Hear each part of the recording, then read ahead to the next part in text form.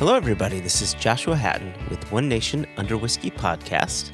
I'm joined today, and I'm joined as always by my good friend, my business partner, the wonderful Jason Johnston Yellen. Hi, Jason. Hello, Joshua Hatton. Yeah. Yeah. Well, as I was saying Flawless, that, pro. Let's cut out this drivel. As I was saying that, you looked to be. Well, you sort of looked as if you were bracing yourself. Yes, I was. You were guarding your loins. Did you see me applying the aircraft seatbelt that I have on this office chair? I've had that installed ever since I was called nefarious in an introduction. Yeah. Well, no, I didn't have anything in the hopper. I just wanted to call you wonderful. Just call me often. But we did have the joy of one another's company in person this very week. So it feels a little different coming to our FaceTime recording, where normally this is the only way I see your face. And yet this week, I saw you in person in Chicago. And I saw a ton of other wonderful people along with you. So now I know what you were bracing for. So for our listeners' sake, we recorded a live podcast at Warehouse Liquors. We were celebrating our 10th/11th Single Cast Nation anniversary, and so we got to the top floor in Warehouse. We set everything up. We tested the mics. We tested the speakers. People started coming in. Pizza came in. Bottles are ready. Everybody's seated. And I get to the point where I'm saying, hello, everybody. This is Joshua Hatton with One Nation Under Whiskey. And I could not remember how the intro went.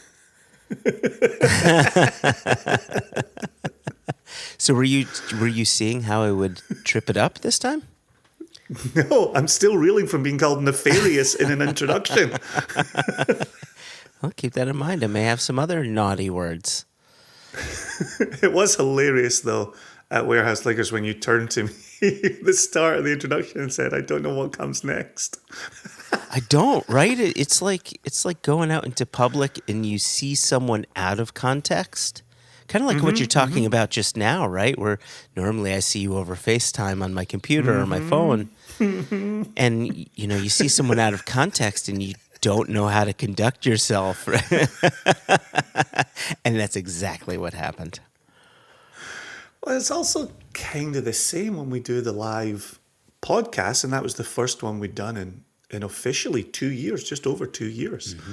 And there's a way you and I speak to one another here when we're just simply recording this. Yes, we're thinking about our dear listeners scattered around the globe and the fact that they will ultimately listen to a final version of this.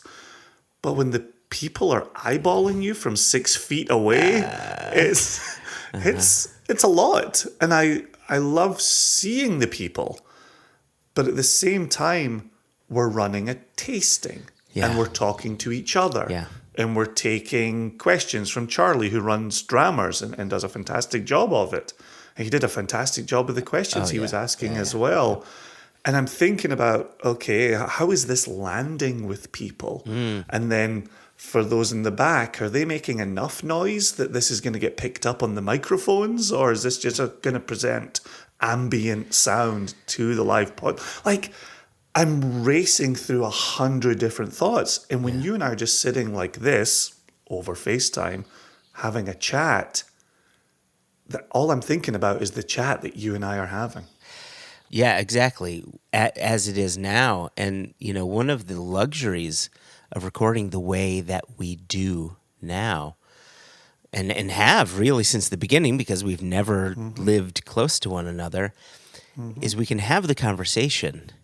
And I can bleep out, every time you say, I'm just like, bleep, and you say, and then you say, and then you say, and I bleep all of that out. And then, there really is a luxury simply to going back to the conversation. And there are things that you say or I say, right? And we say, listen back to it. And if it sounds like the joke isn't going to hit, then edit it out. And there were a few times during the live event where I said some things that didn't hit. And I remember talking about it afterwards in a car with Elijah. And I said, geez, I said X. I don't even remember what it was. And he said, don't you edit that out. That was a good joke. It'll be the one moment in the live podcast where you play canned laughter, and the dear listeners will not notice at all. They're very generous. They're very generous listeners. It'll be the loudest laugh on the entire recording. But it's interesting. I was just listening, and this was a re-listen to something that came out, last summer or a couple of summers ago, where Mike Birbiglia, who we've talked about enough times on this podcast, was talking to Jim Gaffigan on his podcast, on Mike Birbiglia's podcast. And there's a point where Jim Gaffigan says, you can't help but edit yourself in front of an audience. Yeah. And Jim Gaffigan says, I have enough of my own jokes in my arsenal that I can pivot depending on how a crowd is receiving me. And he gave an example of doing a show the night before the recording, and he knew within one joke that they weren't there to hear anything about, say, religion. Yeah. Right? Yeah. And in his mind, he just edited out all the jokes he was about to present on religion and just cut to another set of jokes. Amazing. And I think that's one of the complicating factors when you and I do a live podcast, is we are getting that immediate feedback. Yes. Normally our feedback is you to me and me to you. It's a loop. And then like you're saying, there's editing software where we can say, yeah, that just didn't work. Between you and me, that wasn't successful. And so that, or something that does get left in, if that doesn't resonate with any of our listeners, we don't see their faces. We don't know that it failed. Yeah. Oh, that's a good point. Yeah. Whereas in the room, when we're back to eyeballing people, it's like, oof, that was something. Which actually makes me think how many Zoom tastings, and I know our dear listeners are the type of people to participate in these as well, and probably host some of their own, where in a Zoom, not everybody has their camera turned on. And so I would have 3 or 4 or 5 or 6 people in a Zoom, and I would watch them continually. Yes. And they were my feedback loop. And I would think, is this resonating? Is this an interesting point that I'm making? Are they nodding their heads? Are they nodding asleep? Are they just resting their eyes? Are they shaking their heads vigorously? Do they look angry? Right? Like just to use those 3 or 4 or 5 or 6 people to gauge a 20-person tasting, a 40-person tasting, a what have you. And so again, live in the room, that's what we're doing. That's who we're looking for. Is who's this working for and who's this not working for? Yeah. And do I value one over the other? Yeah, it's interesting. It's an interesting point that you bring up about the Zoom, right? Because we'll have a Zoom tasting, and I think you set it up and you can see 24 people per page, right? Mm-hmm. And 25, not including yourself. Yeah, correct. And invariably, like you said, you have people that just shut off their screen, but everybody's on mute, which I think is a good thing. But I also think it's a bad thing too, right? Because it gives the people the ability to just dip in and out of things and just have conversations, side conversations, and not be fully engaged. And back to your example about Jim Gaffigan and Mike Birbiglia, both of them, Haida and I, over the pandemic, watched some of their online stand-up shows, or what was Birbiglia's Working It Out, or that's his podcast, but he would work out jokes. Yeah, I feel like one of his shows was Working It Out. One of them was pizza for a cause or something like that. So he had a whole bunch of names for his different Zoom things. But yeah, we both attended them. But what I liked about how those were set up is everybody was encouraged to keep their microphones on, but have it down to like 25% volume or something like that, just so the comedians could hear the feedback, right? Because imagine being a comedian and telling a joke and just having screens off or, whatever. You just don't get that. You're not receiving back the laughs that you're trying to pull out of these people, and that's going to affect your performance. And I would argue that some of these Zoom tastings that not just we do, but that anybody does, I think it may not be such a bad thing to do something similar like that just to keep people engaged, because I think we could and should get a bit more engagement from these Zoom events. As Zoom tastings went on, at first everybody was engaged. Like, oh my gosh, look at those humans on my screen. Oh my gosh, there are other people. I'm not staring at my family for an hour and a half. This is amazing. But then as time went on, they were still doing it because it was a reason to try new whiskey, try new whatever. But interest would wane. And yeah, so I've thought about that a couple of times, Do you remember the Zoom that you and I did together, and there was a participant in his swimming pool? I do remember that.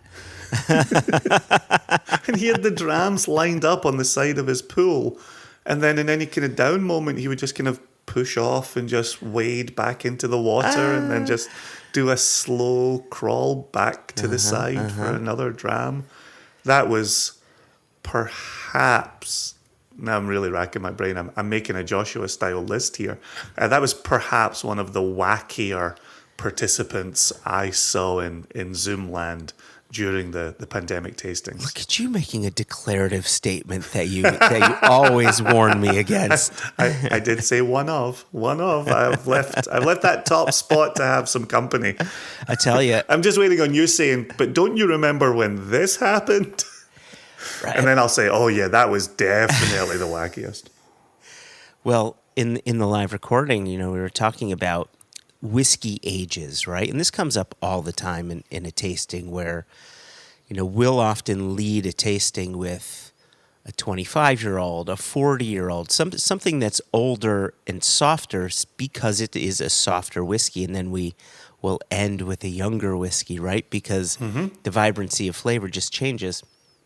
And we were talking about the Catoctin Creek 2-year-old, and I made a very declarative statement. I said... I thought about this on my own plane ride home from Chicago. I said, I think that may be the best rye we ever bottled. And I said that without thinking. Now, I think it is... Classic Joshua. It is absolutely remarkable, and I think what I should have said is it is perhaps one of the more unique ryes that we've bottled. There's that word. One of them, right? I'm not setting it atop. I'm putting it within a grouping.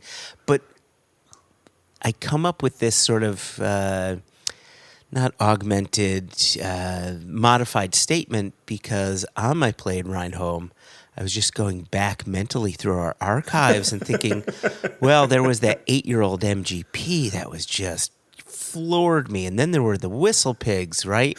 And then we have this Backwoods coming out. And see, welcome to what goes through my head when you're making declarative statements. Welcome to the inner workings of Jason Three Names. Oh my gosh. It's interesting, though, that you say it was the Catoctin Creek 2-year-old. I thought on the night, and I put up my hand, I could have easily misheard you here. I thought you were saying the Catoctin Creek 3-year-old finished in the Kilhoman was the best rye we've put out, not the 2-year-old. So, the Catoctin Creek that we put in Kilhoman was a 4-year-old. There was a Catoctin Creek 3-year-old that we put in... What kind of cask was it? Was that a white wine cask? A sister to the 2-year-old? for the full maturation, and then it was finished in new charred oak. Finished in new chart, so we could officially call it a rye whiskey, right? Correct. And then there Correct. was the 2-year-old, which was similar. 15 and 15, 15 and 16. Yes, Yeah, it was a split between new char and refill. Yeah, no, Refill wine. no. I think the 4-year-old was perhaps the most balanced Catoctin Creek we had done. Simply because there were new elements brought in that seemed to balance everything out, right? Like the bright spice from the Catoctin Creek, I think, balanced out some of the sweetness from the sherry, and the sweetness from the sherry kind of balanced out some of the peat from the Kilhoman that was previously in that wood. So I would say that was probably the most balanced. But if we're about to make a declarative statement, in the scope of our 3 Catoctin Creeks, the 2, 3, and the 4, for my palate, I would say that 2-year-old was my favorite. Interesting. Do you disagree? Do you have a different take on it? Only because I wouldn't make a declarative statement. I wouldn't say it was my favorite. You make declarative statements all the time. Why do I'm you making refuse? a declarative statement about not making declarative statements. Here's something else I want to quickly talk about before we go over to our friends at Woodinville here. Go ahead. And this will actually be, I think, a nice transition. Go ahead. And it goes from what we're talking about here about a favorite and a distillery and what have you. I'm your favorite? Is Oh. also, I clearly did not declare that. Also this week, we launched our first single cask from the Virginia Distillery Company. Yeah, we did. And it's this 5-year-old American single malt, all 5 years in Spanish oak, that had formerly held Oloroso and then Pedro Jimenez before coming to America to hold Virginia Distillery Company New Make. There's a lot going on there, right? And we've been tasting it, we've been pimping it. You and I are thoroughly in love with it, thoroughly. Mm-hmm. And we launched it to the nation. And the nation had our tasting video, our tasting notes, and our podcast episode with Amanda Beckwith to go from. Yep. And we sold more than a hoggie's worth of that release. Yes. And we had a but.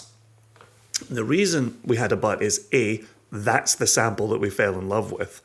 And B, we've been trying to get to a point where we can actually have some bottles on the website so that people aren't...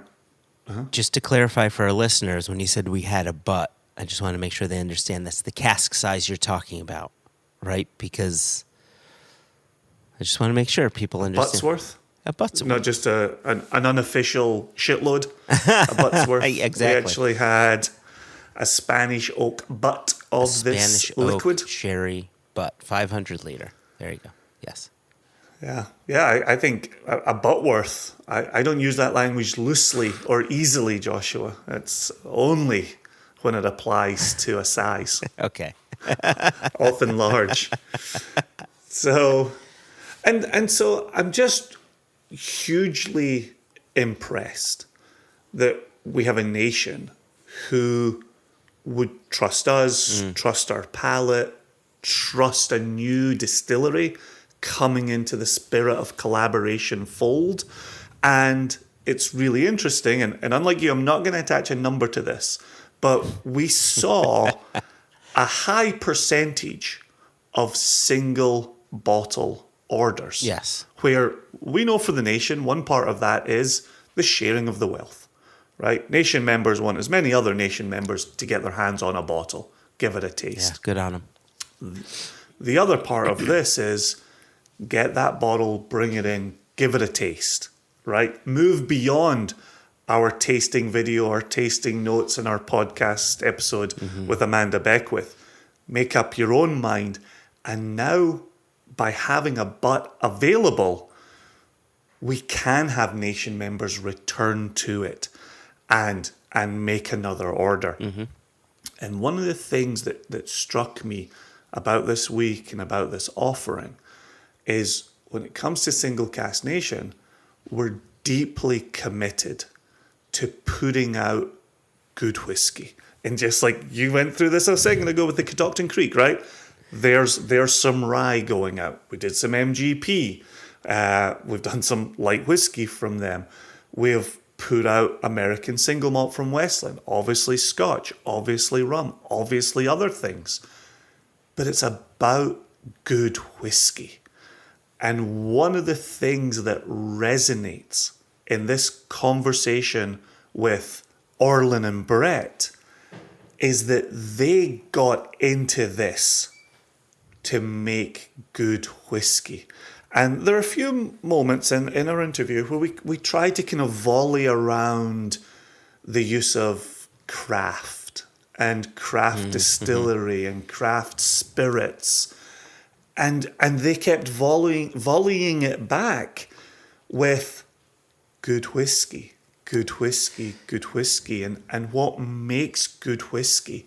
And I felt in this conversation where we were meeting Orlin and Brett for the very first time, I felt like we had commonality in our visions.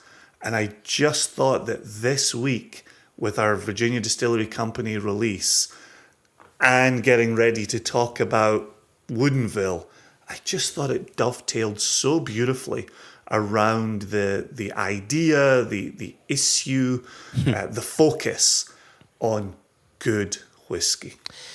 Really quickly, back to your point about craft. You're right. We brought that up, and you'd even, and the listeners will hear it, you'd even asked a question about the use of the word craft and the fact that it had been used in a pejorative manner. Mm-hmm. And I can't remember if it was Orlin or if it was Brett, but he said, if you look at our bottle, because you would ask them, do you use that? You know, is that a word that you like to use, or do you try to dodge it? And he said, well, if you look at our bottle, it says real craft, which I thought was interesting, right? It's taking a word and it's saying, no, this is real craft. It was there's right, and all I did was repeat those two words back to you, but it's the emphasis, right? It's the real craft, right? Which it feels like it's saying something more. And then when you go back and you taste the whiskey, I would argue, if we're living here in the world of bourbon, I would argue that Eddie and Jimmy, they're craftsmen. They're making wonderful, right? Our friends, exactly. Yeah, exactly. Our friends at Maker's Mark, our friends all around, all the distilleries that we know and we work with, those are true craftspeople making a craft product. It is unfortunate that the word craft is used in the negative, similar to Scotch whiskey, where the word blend is used as a negative statement. Meanwhile, they can and sometimes are better. They can be and often are better than some single malts, because it's about the artistry of blending that product together. It's the artistry of crafting a delicious whiskey. So yeah, I really enjoyed that bit of the conversation. Yeah, no, I thought it was a cracking conversation. I took to them really quickly. I bought into their vision really quickly, and their passion, and their enthusiasm. I think our listeners' declarative statement will have the same experience as us.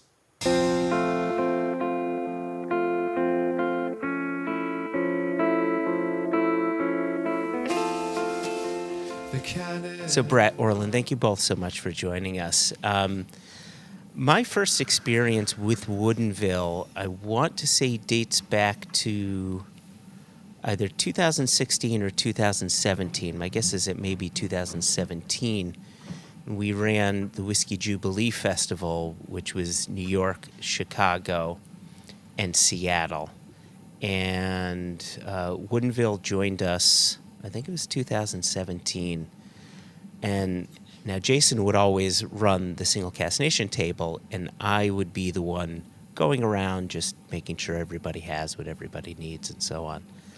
And I remember going to your table and tasting your bourbons and being floored by its deliciousness. I'm not going to lie to you. I approached the table with a mentality of, is this going to be, how should I say this? There's a lot of great whiskey being made throughout the U.S., and there's a lot of craft producers that I don't think the quality has caught up with the amount of production in some producers. And I was nervous, but when I tasted it, I said, man, this is just an expertly made bourbon that I can sip on day in, day out. And then I want to say, just the next year, we heard that Glenmorangie, or the parent company of Glenmorangie, Louis Vuitton Moet Hennessy, had purchased you guys. So it was clear you were on to something. And so I've got to ask, bourbon in Seattle. Well, let's talk about that. Is Woodinville the first bourbon producer in Seattle? Where did this start from? Where did this idea come from? Well, that's a long question to answer, probably for Brett and I. If we date back to, kind of this started with two best friends and a dream, and then how we got to the product that you were tasting, 6 or 7 years later. But that's really how it did begin. We just, Brett and I have known each other for almost 30 years, went to high school and college together. And then, as we started our careers, would always come together with a glass of whiskey on Friday night and talk about our lives and, and potentially our dreams for the future. And it was always that conversation. Wouldn't it be great if we could do something together that we loved, that, would provide enough income for us to support our families. And here in the Pacific Northwest, we're very familiar with, especially Woodinville. There's 100 craft wineries here. And so we had grown up right here and seen this craft wine boom and beer. We're very familiar. So when the spirits opportunity arose, it was not foreign to either of us. And basically, we were both looking at it. Brett was kind of researching it when it started in 2009 here in Washington State. The laws had changed, and I was doing the same. And we kind of just had that night together. Hey, have you heard about this craft distillery boom that's going on and the laws that are changing? And really, that's when it started. And we were we did all the due diligence and research on what it took, but a lot happened between then and 2017 to actually get the quality of the liquid that we wanted, we were striving to from day one.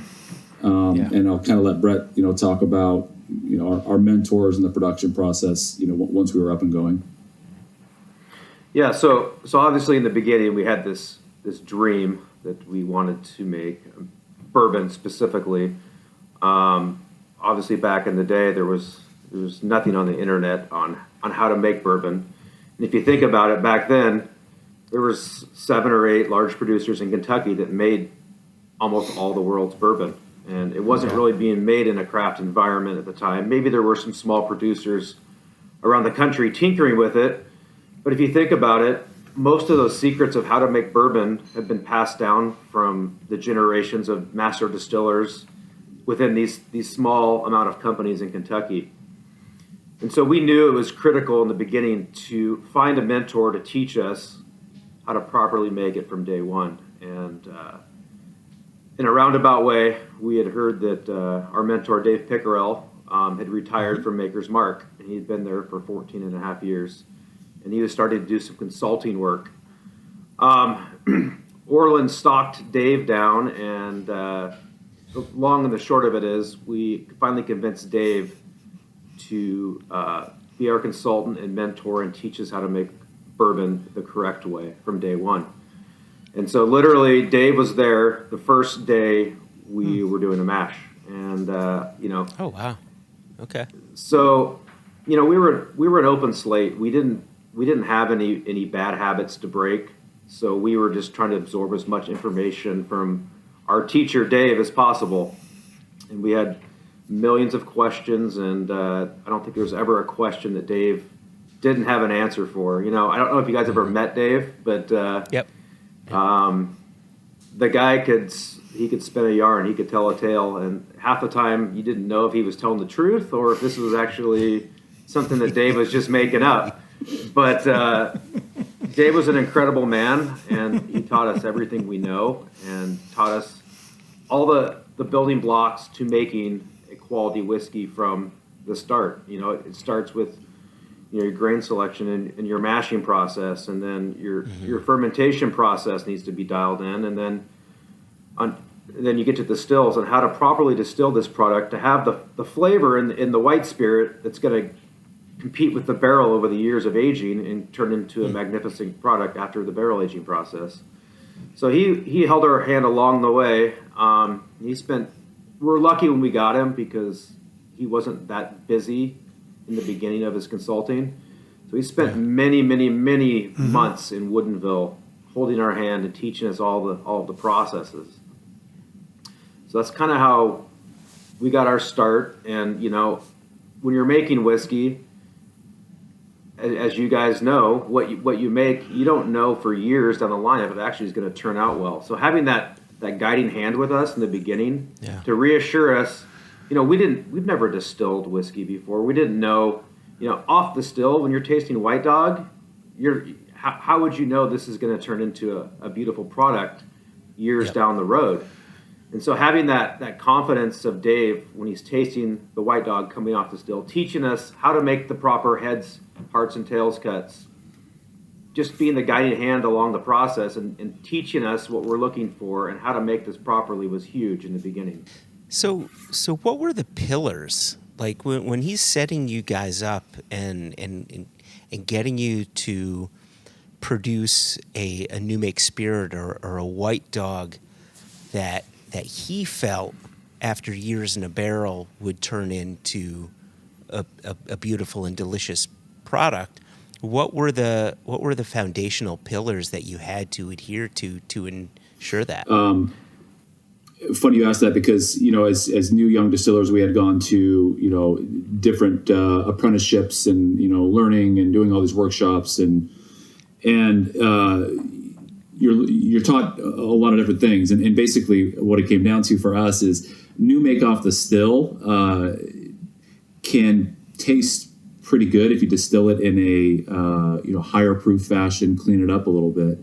But that spirit also lacks a lot of the character, depth, and complexity that is needed, you know, after years and years in a barrel. And so we fought that really in our younger careers with Dave. It's like, man, we're kind of going out on a limb here with this White Dog. You know, it's full of flavor, that's for sure. But and that's when the White Dog. So we were actually bottling White Dog. If you guys remember, about 10 years ago, everybody was bottling their White Dog and selling their White Dog. And so it was this dichotomy for us of what goes in the barrel versus what goes in the bottle as a White Dog. But, you know, Dave gave a lot of, he was really big on, you know, if we're getting technical, a lot of sensory of just smelling. Like he was really big, hands on the White Dog and smelling, and he could really, he really taught us on what we were looking for from, you know, character to, do we have, you know, where our tails cuts are being made? Do we have enough of, is our distillation proof low enough that we're getting the character through, but not so high that we're removing, you know, things that we don't want to remove. So ultimately, it was just kind of best practices that, you know, that he had learned over his 30-year career and handed down to us. And then over the years, we were able to definitely refine that, especially when we saw the whiskey, you know, tasted the whiskey maturing and how it was progressing. You know, kind of come into our own on that and be able to, you know, refine the products from there. So I like what you were. Go ahead. Sorry, go on, Brett. I was just going to say, obviously in the beginning, you know, Dave came from makers, so wheat was their flavoring grain and that. So he told us in the beginning, he goes, I have Maker's exact mash bill. We can do that and we can try it. But he goes, you'll never out Maker's. That's Maker's. So we wanted to try Maker's mash bill in the beginning. So we did a wheated bourbon, and then obviously Dave was very passionate about rye, as we all know. So he really pushed us to use rye as a flavoring grain. So we did a side-by-side comparison, tasted the distillates, and Orlin and I really gravitated towards the rye spice. We really liked that over the wheat as our flavoring grain. Yeah. So we made a decision very early on to focus our bourbon mash bill on corn, rye, and malted barley. So that was pretty clear in the very, very beginning. Okay. That was actually the answer to the question I was going to pose to you. I liked what you'd said earlier about coming to Dave as a blank slate and you had no bad habits to undo. But I was curious where you imprinted your DNA upon Woodinville whiskey.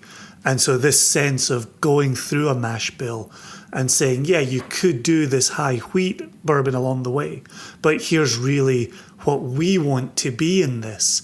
My other part of that then is when you started, and obviously there's this sense of keeping the lights on and keeping the doors open, you're selling White Dog. Were you also doing smaller barrels with an eye on going to larger barrels? Did you start from larger barrels? What did the wood side look like when you were busy selling White Dog to pay bills?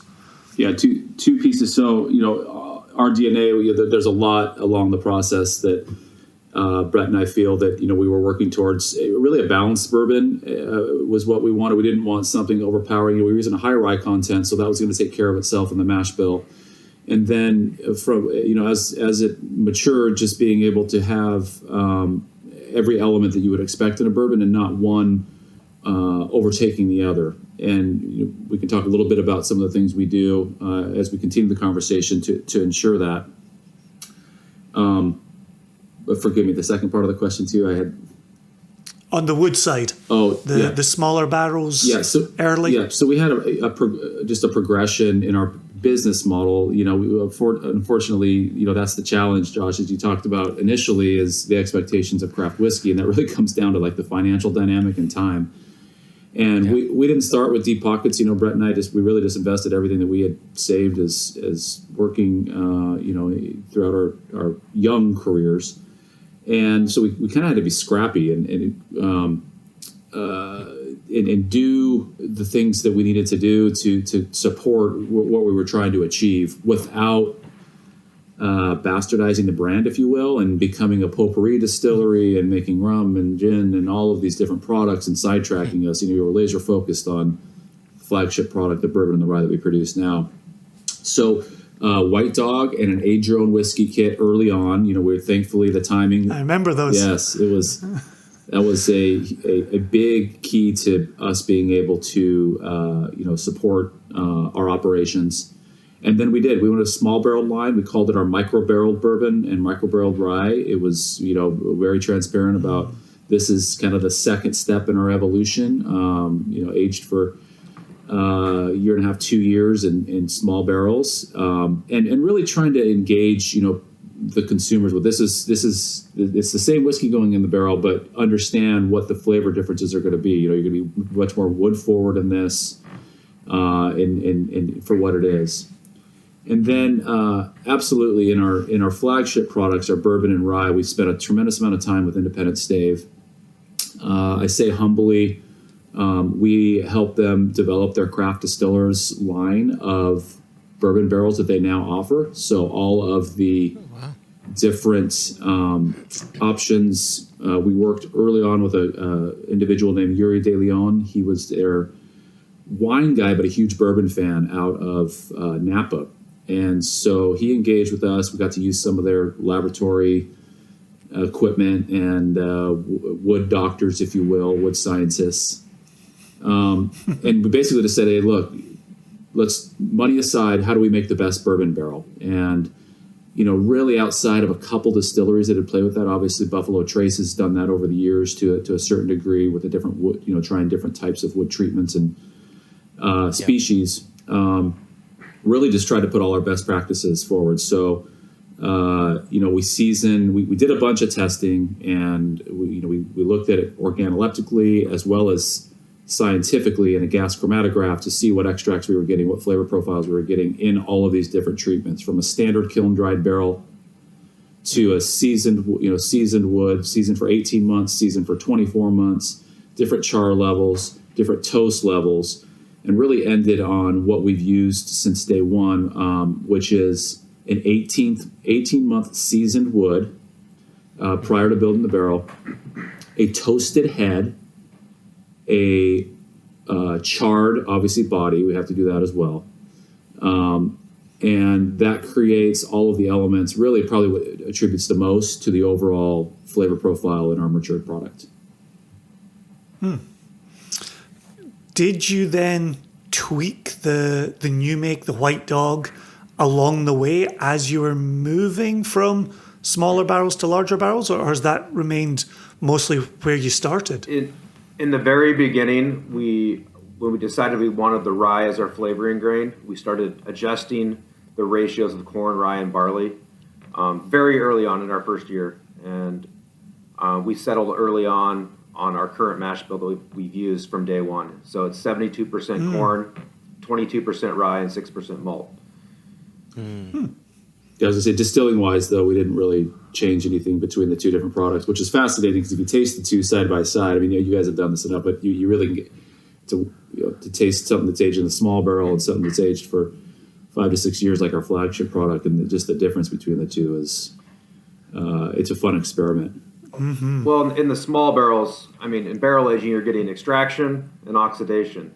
So with the small barrels, you're getting tons of extraction, but oxidation takes time, and there's not time in the small barrel to get the oxidation properties to fully integrate the whiskey and the wood together. So that's the difference in the micro barrels versus our standard 53-gallon barrels. So, Jason, can I pop something in here? Yeah. Okay. So, Now the first time he said that, carry on. We haven't been on the road together in a while. Yeah, go on.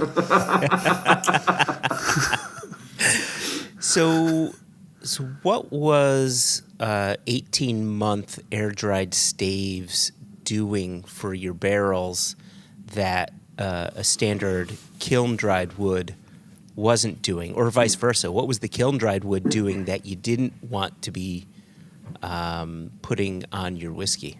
The 18th month seasoned wood, basically the wood breaks down, right? You have funguses and wind and snow and rain and all of the elements, because they just basically sit on pallets outside of the cooperage to season once the stave has been cut.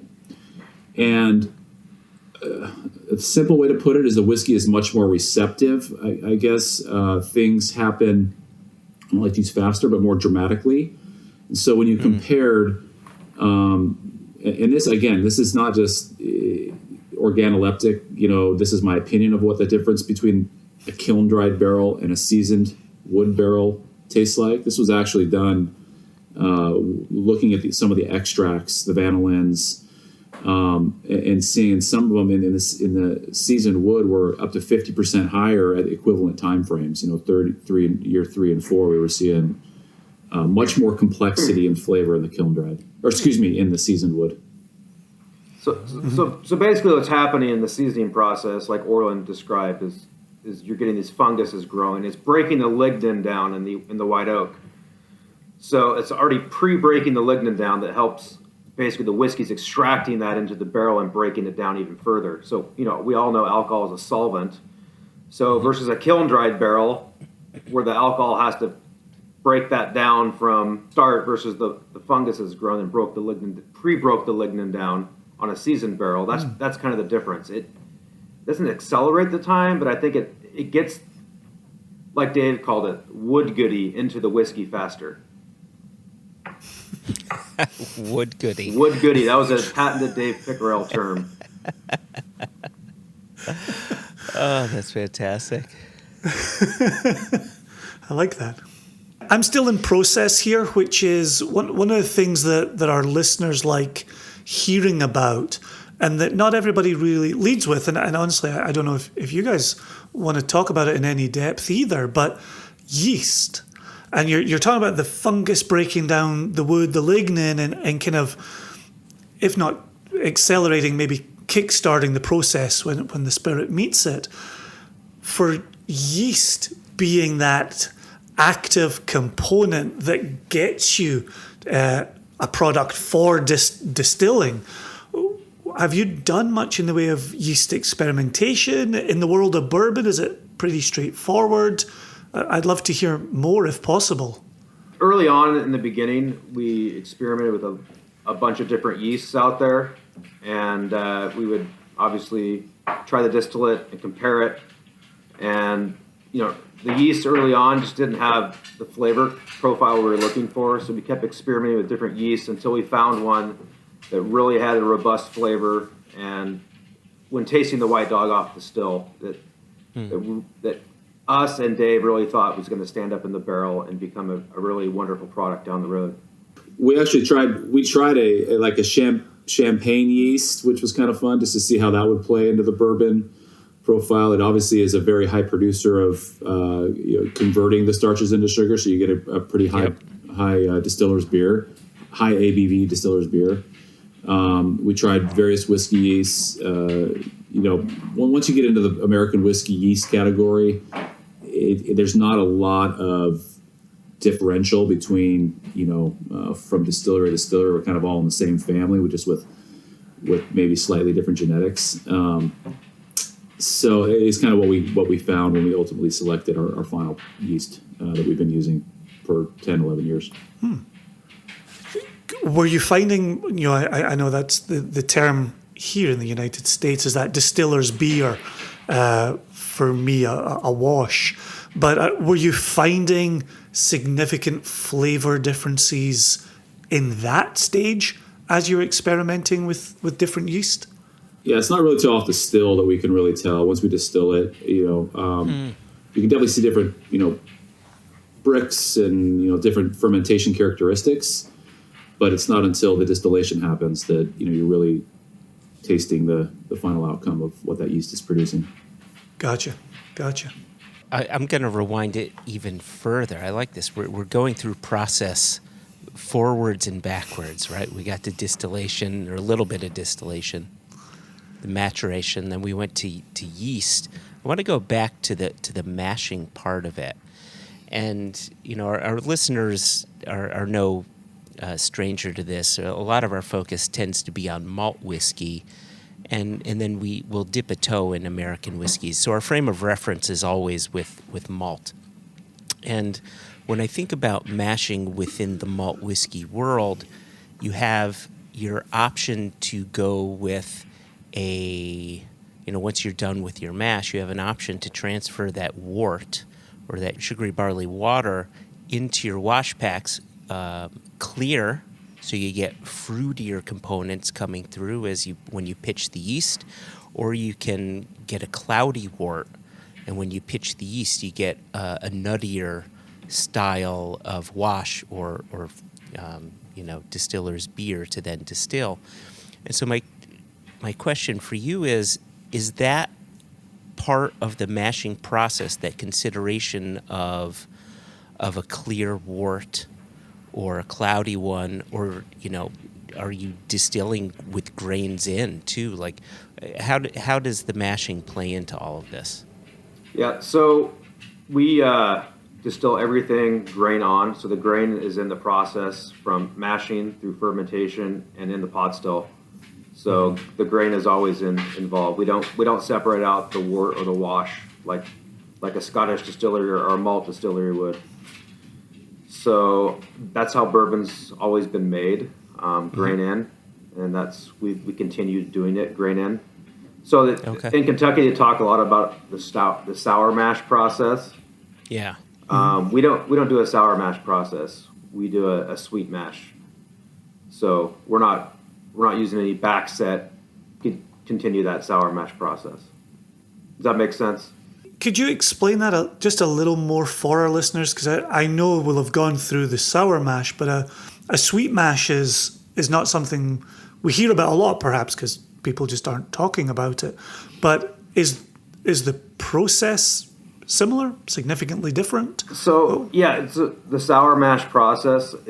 It's been used. Back in the day, they didn't have stainless fermentation tanks. They were using wood fermentation tanks. They didn't have the cleaning protocols that we have now to keep bacteria down. So the sour mash process is basically act as a pH buffer to basically protect the next fermentation from the bacteria and the bugs. So it's not really needed anymore. It's just done for tradition's sake, I believe. So the sweet mash basically it's a fresh mash every day. We're not reharvesting our yeast. We're using a fresh batch of yeast every day as well. So there's nothing carried over from the previous ferment or previous distillation run into the new mash. Gotcha. Oh, that's lovely. That was a nice description, Brett. Cheers. Thank you. I wanted to move forward a little bit if we could. We've been talking mostly about bourbon, but I'm really curious to hear about your rye as well, and how that's constructed from a mash standpoint. And and there's some producers that will do a rye that's really, really low in rye, and they'll do a rye for a bourbon drinker. Where do you find your rye sits, and how did you come about with that recipe? We're 100% rye, and I think for us, in our rye whiskey, if we're going to make a rye whiskey, we want it to be as high a rye content as we could, and that creates some challenges that I'll let Brett speak to a little bit after talk about the product, in the mashing process, and I think that's why you don't see it very much. Obviously, we see the 95% rye in a lot of brands that's produced by MGP, and then after that, it really comes down to lower contents of rye. One factor is certainly cost. Rye is more expensive than corn. And so, if you're going to fall into that rye whiskey category, some producers, use that as a part of their decision making. The mashing process, like I mentioned, Brett will speak to on making 100% rye. And then, just different varieties of rye and how the yeasts play with them. What's interesting for me is, for the past decade plus, you're kind of beaten into your head that rye is a little more feisty and harder to maybe drink.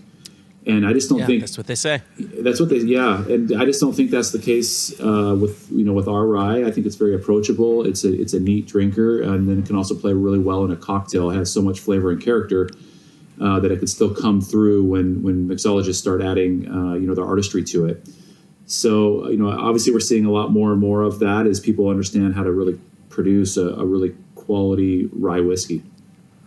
I love that you say that, because I was just taking a sip of your 100% rye while you were talking there, and the first words that were coming to mind were soft, right? And I spot on with what you said there. We are so used to, it's brown grain and it brings us brown spiciness, and it's, you graduate to rye from bourbon. And this is just a wonderful, soft drinker here. Is that on purpose? Is that coming out of your production of that, Brett? Yeah, I think so. We tried a lot of rye whiskeys in the beginning, and to your point, there was just the minimum amount of rye in there to call it a rye whiskey, because rye is a pain in the ass to deal with. And Orlin will attest, I've invented my own 4-letter words while making the rye because it's such a pain in the ass. But to me and Orlin, when tasting these ryes that are being produced with just the bare minimum amount of rye, they tasted more bourbon-esque versus more rye, because they had a lot of corn in them or a lot of malt and not enough rye. So when we were tasting them in the beginning of product development, we really were convinced we wanted to go the full way and do 100% rye, really highlight the beauty of that rye grain. And, a lot of the ryes we taste, I would get this dill note that I do not like that dill note. And so, how are we going to make a rye that doesn't have that dill note? Well, our rye's never, ever had that dill note. I don't know what to attribute that to, if it's the rye our farmer grows for us, if it's our controlled fermentations, it's the way we distill it. But I've never picked up that dill note in our rye whiskey. And I agree. We wanted to make rye an approachable spirit, and some ryes can be very harsh and unapproachable. And to your point, Jason, it is very, very soft, easy drinking whiskey. So you're not pitching pickle juice in with the mash, is what you're saying. Correct. Yeah, I'm not a pickle fan. That's where that dill note gets me. What I like about this is it's not just that it's soft. There's a really pleasant drying characteristic to it on the finish that is just really enjoyable. I finished the bourbon while y'all were talking before, and I just poured this rye, and it's been a really nice one to sip on. Yeah, it's really grain forward as well. Mm-hmm. Like if you wanted to take ownership for having 100% rye, I think you've delivered on what's made it into the bottle on that one. So I think with the rye, just from a white dog distillate standpoint, rye tastes significantly better off the still. It doesn't have the corn can create a little bit more of the young characteristic that you taste, but rye is much more refined. And so, exactly to your point, we've had some of our rye that's aged a little longer, and it starts that grain character that's so prevalent in it starts to kind of go away. The barrel starts to overtake it a little bit, and so definitely like that balance of where it's at in age and maturity, and still getting a little bit of that grain profile coming through without tasting young. Mm-hmm.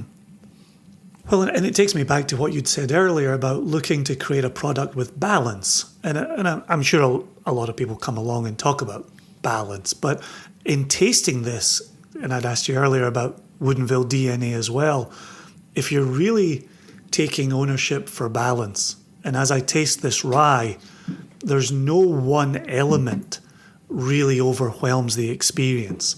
There's not too much wood coming in and overframing. There's not too much grain coming in and you lose some of that wood. There's a pleasant spice, but certainly not an overbearing spice that we talked about. It really is sitting in harmony. It feels like a very well-crafted rye whiskey. Yep, I'll agree with everything you just said there, Jason. Well, thank you. They're blushing just for the benefit of the listeners. They're blushing like nobody's business right now. Please continue. He's almost there, Jason. So, we started off the conversation where I feel as if something I said may have sounded as if I was shitting a bit on the craft whiskey movement within the U.S. And I hope it didn't come off that way. It surely wasn't my intent. But all one needs to do is hop on Facebook or Twitter or some sort of online platform where you get a lot of bourbon traditionalists who are just that, bourbon traditionalists. And if it's not made in Kentucky or coming out of MGP in Indiana, they're hesitant. And so, just back to your beginnings as a distillery, a bourbon and rye distillery out of Seattle, what challenges have you been facing over the years in trying to get the attention of the traditionalist? And are you seeing those successes? Are you still pushing water uphill? What does that look like?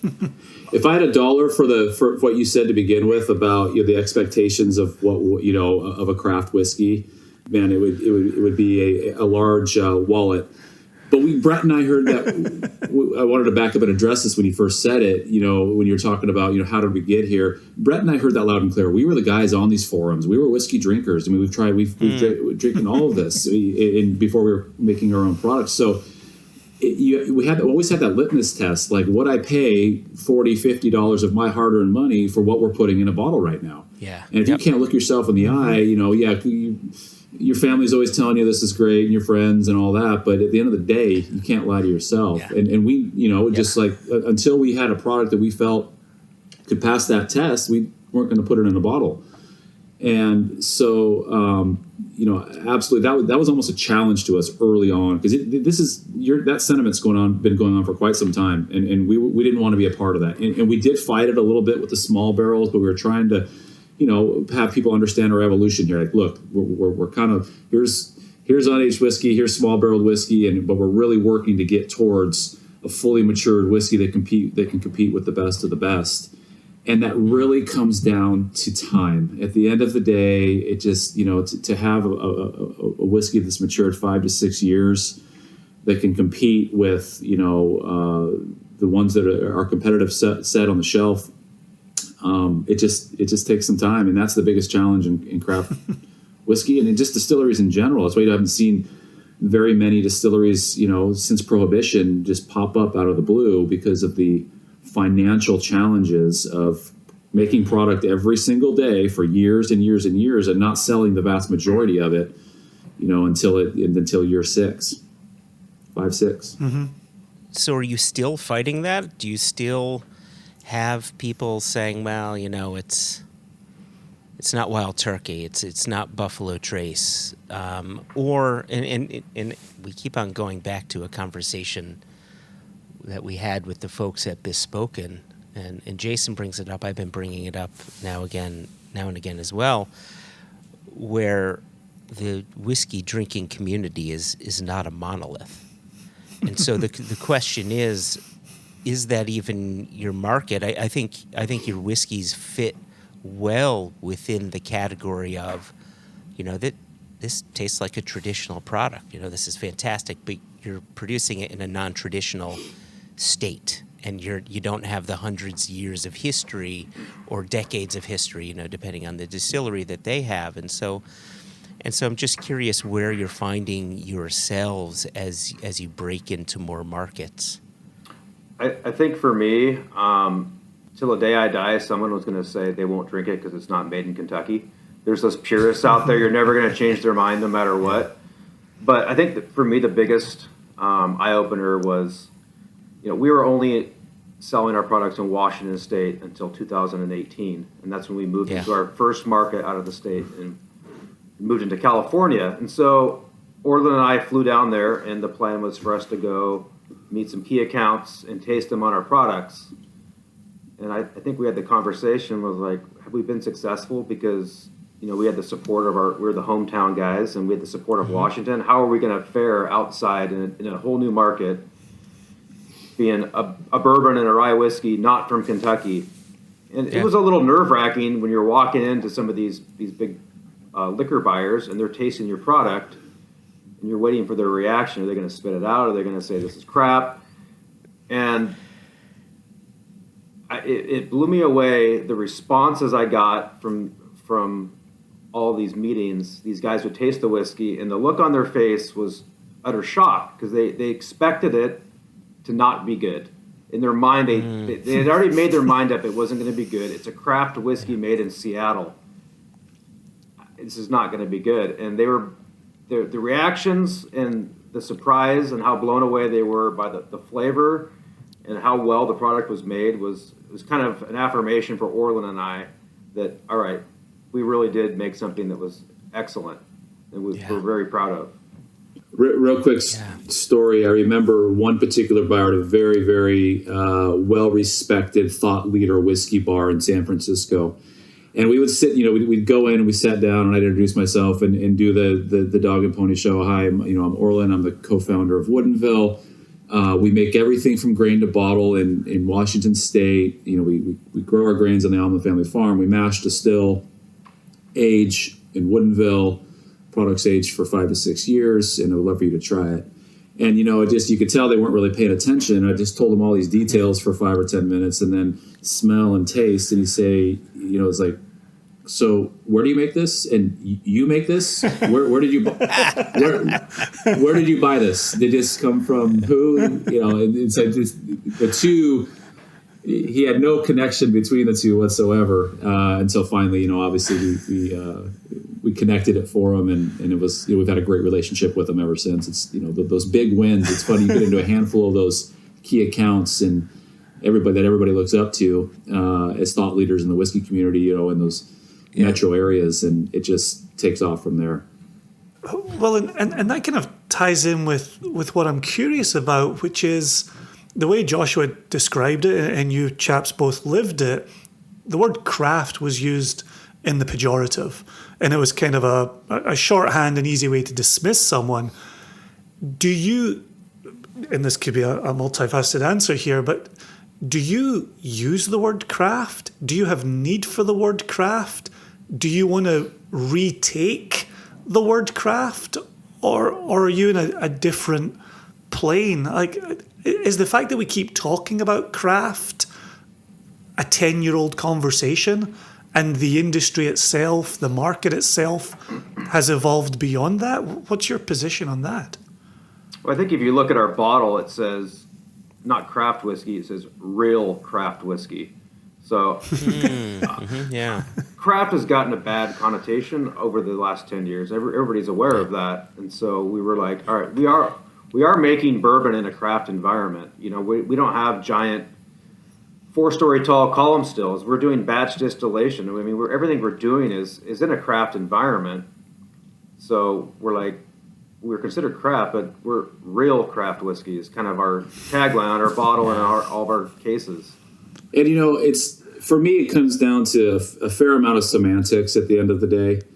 And, I don't remember who it was that used this analogy, but to tell Jimmy Russell that what he's doing isn't craft would be, a slap in the Right. face. So, there's a lot of these distilleries, huge distilleries, as we know, making incredible products, and they have been for quite some time. So this isn't really like, trying to say that craft is better. But for me, I think it's more about craft can be creative, the terroir. We have a little bit more flexibility in somewhere where you're sometimes bound to tradition, where, we can age whiskey in Washington State, and it can take on the terroir of a drier, warmer climate in Eastern Washington, and we can see the differences.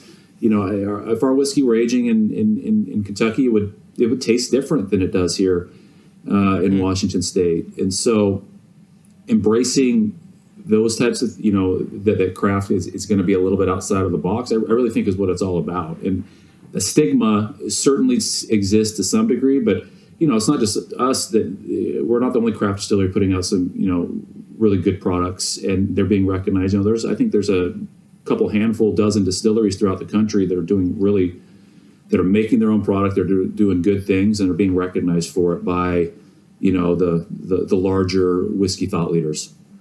Well, and that's kind of, to my mind, the stratification of the industry, where a decade ago when you come in, you're not in Kentucky. You're not a massive distillery with multiple decades of history. But over these 10 years, you're not a craft distiller just in the door making this up today and figuring this out. You're 10 years into this. I've got Catoctin Creek just up the road from me with Becky and Scott Harris, and they're a decade into this. And so do you think there is this stratification where, look, we'll never be Kentucky. We might have the history, another 50, 60, 70 years in the future, but we're not going to do what Kentucky's doing. We're doing what we're doing in Woodinville. Can you take control of that level of it, that layer of it, and make that your own? Is that even a goal? Now look, now we're both quiet. It's like... I thought the elk behind Brett was going to start talking. After a few too many whiskeys, it does. Yeah, really just certainly, to your first point, American whiskey or craft whiskey distilleries coming of age certainly, has changed the dynamic. We're a more mature product, and that's a big element to it. But Brett and I have kind of this saying where we are paying respect to the time-honored traditions of bourbon production that are absolutely ingrained in American history, even in a craft environment. And how can we apply best practices to all of that? So using estate-grown grain on our farm, knowing the exact specs on everything, to the mashing process, to the controlled fermentation, to the hand distillation process, to the barrels that we use. And not to say that this isn't done in the macro environment, but every piece of our production process is analyzed on how we can do it the best way possible. Yeah, yeah, and I loved how you started the conversation when we asked about your beginnings, and obviously you led with your story, but you immediately brought in. Oh, Jesus Christ, why am I having such a brain fart? Dave Pickerel? Yeah, Dave Pickerel. I've drunk with Dave. I slept in his room, not like that. I slept in his room at Can I slip this in? Or the Whistle Pig House. Anyway, and your story sounds a little bit like Hill Rock, and it's clear he's done wonderful things with Hill Rock. He's done wonderful things with you. I think, as I step back and I think about not just Woodinville as a bourbon producer or Hill Rock as a bourbon producer, both being, Pickerel projects, but globally speaking, you have distilleries around the world that have had wonderful mentors that are deserved of praise. You know, you think of all the Jim Swan distilleries in Israel and in Wales and in Taiwan, and Malcolm Rennie in Scotland getting some of those distilleries up and running. But I think what has you guys stand out in my mind is back to some of the farming that you talked about. And so this is a two-parter. Was Dave working with you guys before Hill Rock? Because I know you're both doing your own farming. And is that where you guys came from? Were you farmers before this and then brought that in to produce your whiskey? Because I realized we didn't touch on that side of your origin story. No, we're far from being farmers, that's for sure. Early on, we started a relationship with the Omlins over in Quincy, Washington, where all of our grain is grown. Mm-hmm. So when we first started out, we actually were certified organic facility. We were making organic products. And it became a challenge to get consistent supply of grain that didn't have live worms in it and all these different things, just because of the organic farming process. And so we decided pretty quickly that organic is not the way to go. People are drinking whiskey. Do they really care if it's organic? That was kind of the thought we had. And so Orlin did some reaching out to some grain suppliers, and we kind of had to have a specialty one because we needed it bagged in super sacks, delivered to us on pallets so we could process it in our facility. And a lot of the big producers couldn't do that. And so they gave Orlin Arnie's name, and Orlin contacted Arnie, and that's kind of how the relationship started with him growing the grain for Woodinville. And Orlin can jump in and give more detail on that side of things if he'd like. Yeah, so I don't know that there's a correlation between the Hill Rock identity and the estate grown and what we were doing. Obviously, we were developing the relationship with the small family farm in Eastern Washington that, we could have as much control over the grain growing and quality process as possible. But certainly something that, now is part of our brand DNA, this family, and, it's not truly a state, distillery because we're not distilling and aging and doing everything there, but our barreling happens on that farm, our bottling happens on that farm. Our aging, everything, the grain is grown right there, and really a key part to just the overall quality control mantra that Brett and I have. Gotcha. I'm curious, just as we kind of look to the future, and we've kind of talked a little bit about the business side of this. Obviously, you're in Washington State. Obviously, you've got high taxes for the consumer there. Distribution, in February we had the Treasury report that maybe put the first kind of shake into the post-prohibition 3-tier system. It'll be interesting to see where that goes. But do you have direct-to-consumer sales in Washington? Are you able to service demand directly within that state? And where do you hope sales of whiskey go for you in the future? And by that I mean selling to consumers, not your sales numbers. That's none of my damn business. But what would help you, grow? More whiskey. More whiskey. Yeah, we're really limited on our growth by our available inventory. Obviously, since our partnership with Moet Hennessy, we've invested quite a bit in increasing production.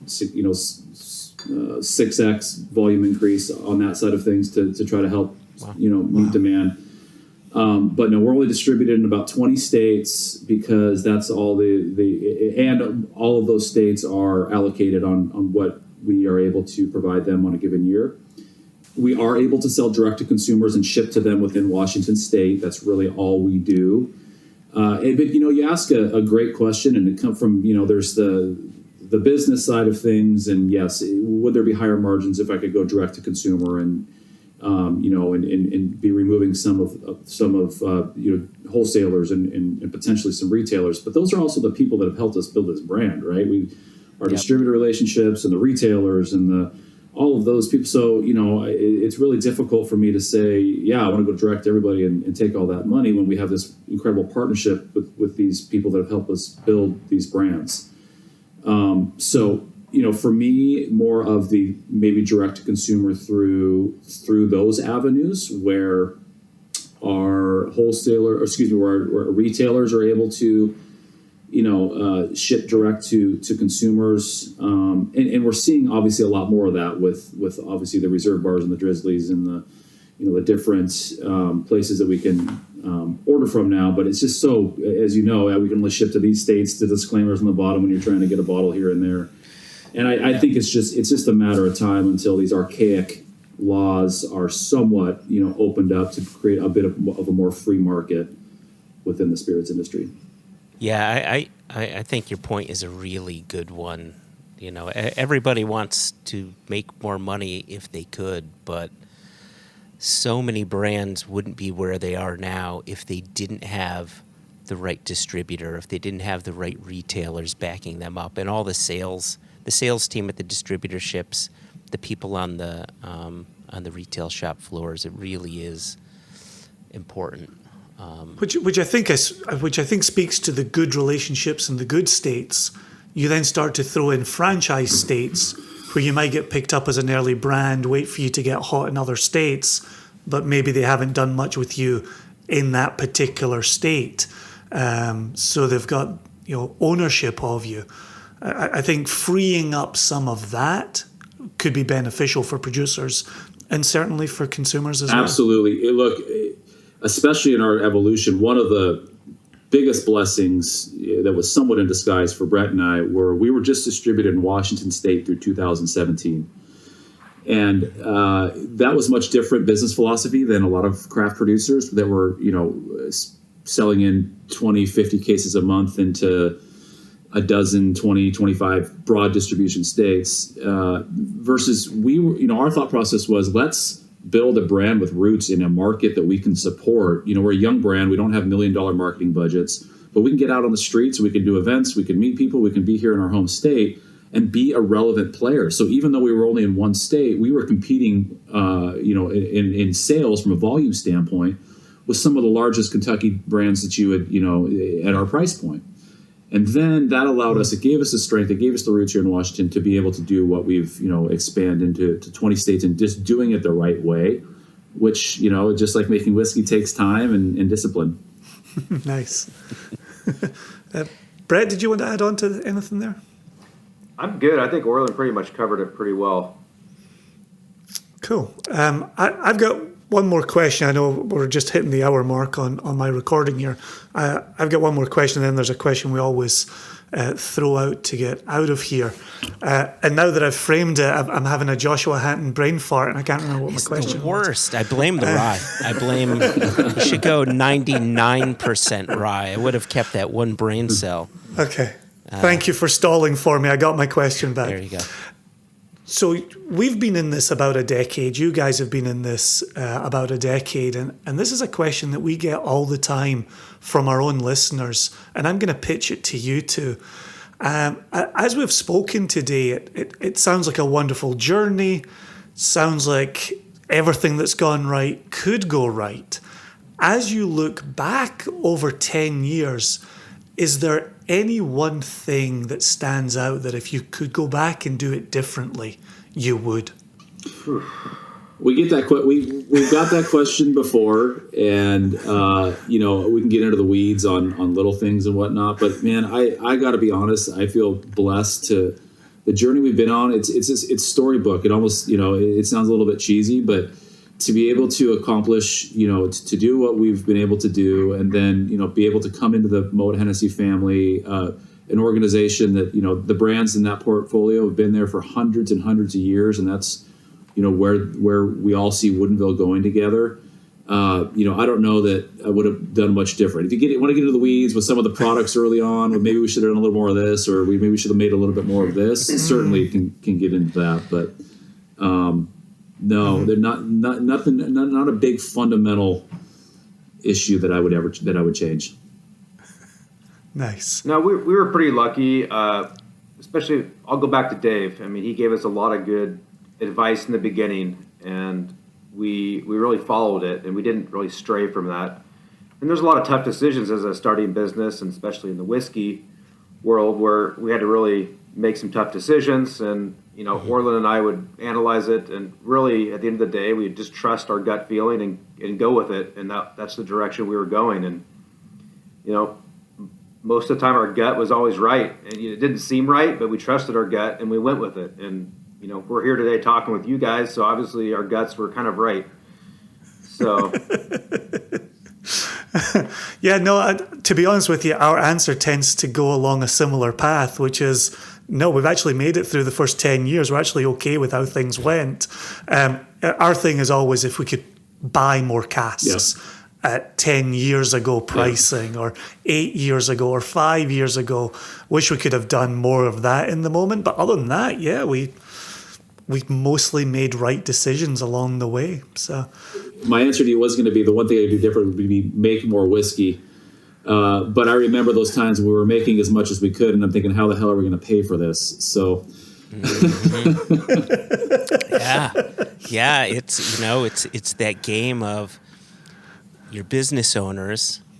There's risk. What level of risk are you comfortable with? And then you only know with hindsight what you should have done differently. That's the only way you ever know. Well, it's funny because the bankers in the beginning didn't quite understand. So you're going to increase your production, but you're not going to see $1 for 5 years? They didn't understand. They couldn't wrap their mind around that. That's a hard sell, isn't it? Gosh. Oh man, if I often have daydreams about the bankers that said no to us earlier on.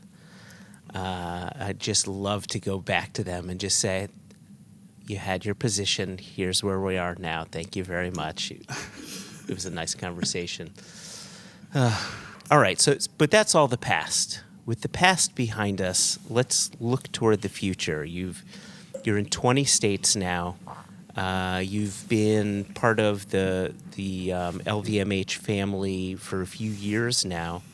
What are you excited for moving forward with your production? Is it more whiskey? Is it more states? Is it growing outside of the U.S. now that some of those tariffs have started to drop? What do you got going on that is exciting you at the moment, next year, next 5 years? Well, generally speaking, I mean, from exact yes to all those things you just said, from production and expansion, and Brett's now running a very large operation that's producing hundreds and hundreds of thousands of cases a year, and we're kind of coming into that next level of big boy distillery, if you will. And it's a challenging operation for Brett. We're constantly challenged with all of the dynamics that come along with that. I think, for me, the flexibility now to be able to age products longer, to do different finishes now that we have a little bit of volumes, to play with, and really look at how we are going to enter those broader markets with our core products, and become, a national and potentially global whiskey brand in the next decade. Beauty. Brett? Yeah, I'm just, like Orlin said, just having the volumes of whiskey for experimentation purposes. Obviously, we've done a lot of experiments on barrel finishing. I don't know if you guys have tried our port finish bourbon. No. That was an experiment years ago that it was received so well, it became part of our core lineup in all of our markets now. We've done a lot of every year we do a harvest release at the distillery, where it's some kind of unique twist on our bourbon or our rye. Last year we did a Moscatel finished bourbon. Ooh, nice. We made a lot of it. We still have a lot available. We're still actually aging some more. Okay. But we got these 10-year-old Moscatel barrels that were very rare through the supplier that gets us our port barrels. And it turned out phenomenal. So that's exciting because we have whiskey to start playing with different finishes. I've done a Chardonnay barrel bourbon finish, a Syrah. I've done a Madeira. working on some cognac and Armagnac finishes. Just all kinds of different experiments going on right now. And, on a very small scale. And then, our tasting room in Woodinville is kind of our testing ground. We get instantaneous feedback from the consumer. We can see the sales through the register on what products are resonating with the consumers. And that's kind of how the port really became a more mainstay product in our lineup. Okay. It's just by the demand for it. That's excellent. It's wonderful having that little loop where you can check. I think you were maybe saying this earlier, Orlin, which is friends and family can tell you a whole host of things. You can't lie to yourself, nor can you get money from consumers when you're selling them something they don't want. So it's nice to have that kind of validity in your back pocket as well. Validation, I think, is the word. Absolutely, yeah. Our tasting room's been a key platform to our success, like so many craft distillers, but we're in a very tourist-oriented area. We have quite a few people come through the facility, and it's really we can learn a lot, just as much as they learn a lot about Woodinville. We can learn a lot from them, and really, make sure we're doing the right thing with our products.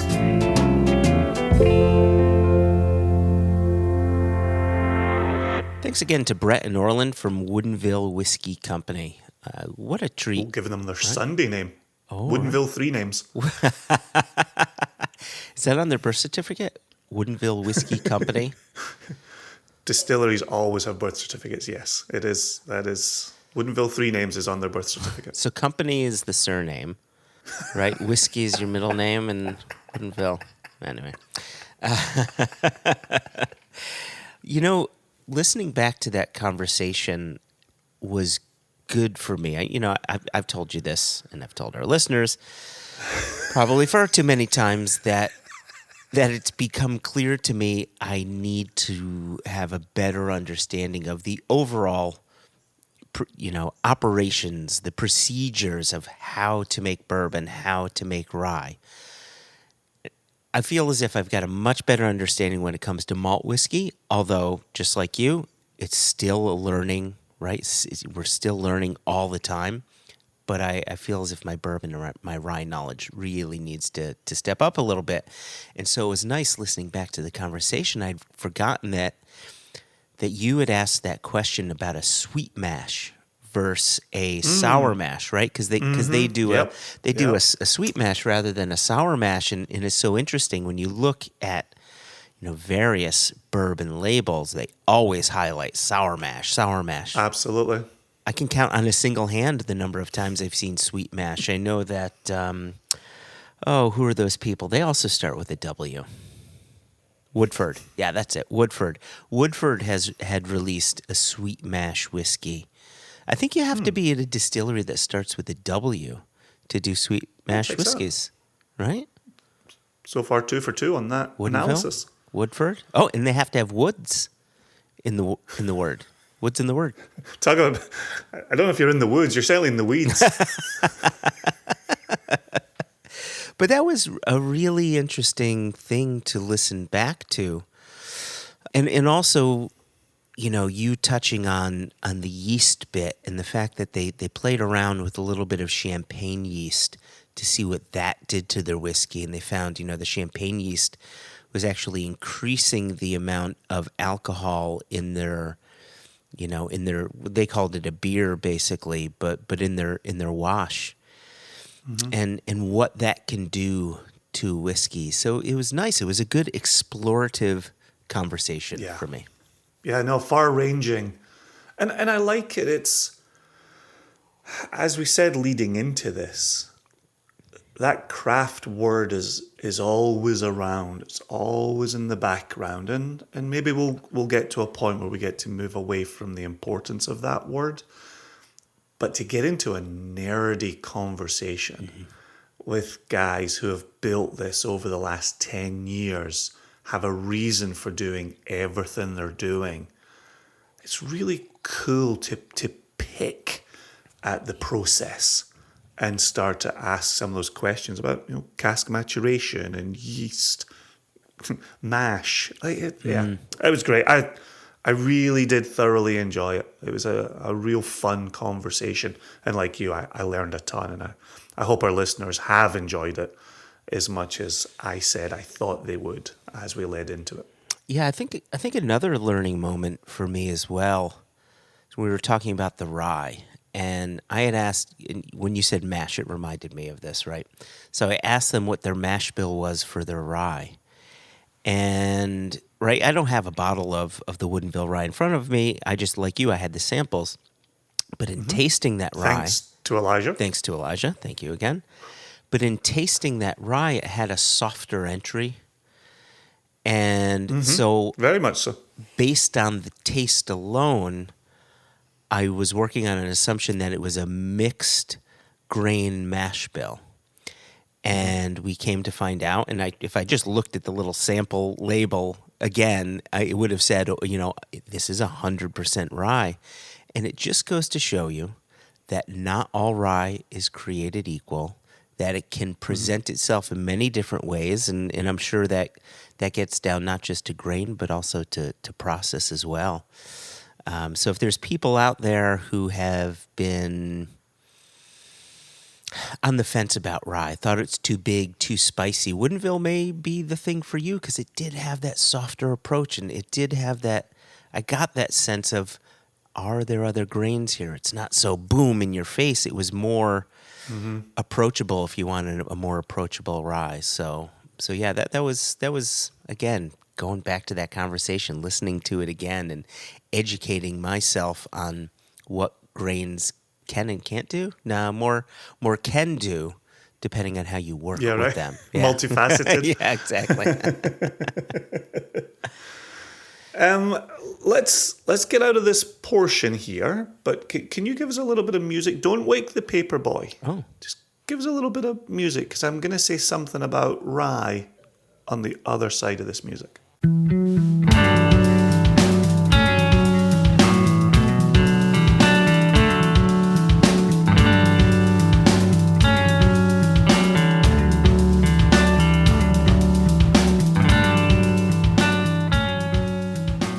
We have been informing our dear listeners about the transport of our backwoods Australian heritage rye bottling.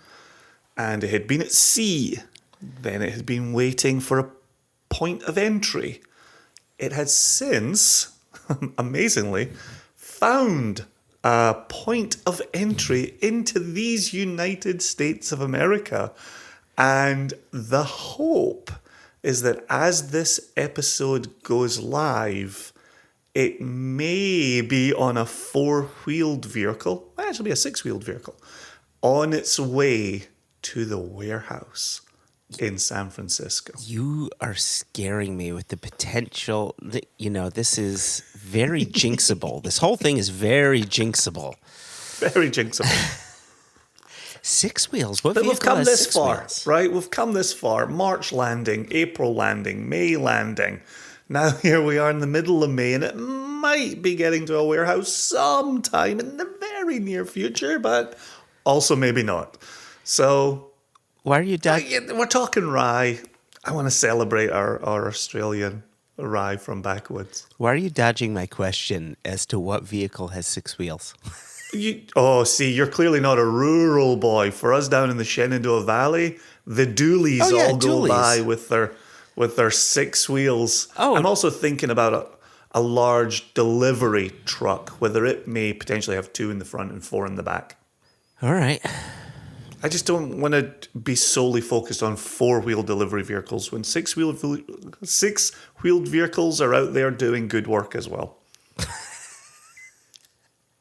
We must recognize these 6-wheel vehicles year over year over year are not being recognized for the hard work that they've done. Tell you what was fun about, just talking about delivery vehicles, what was fun about being in Chicago was seeing an underground world of delivery trucks.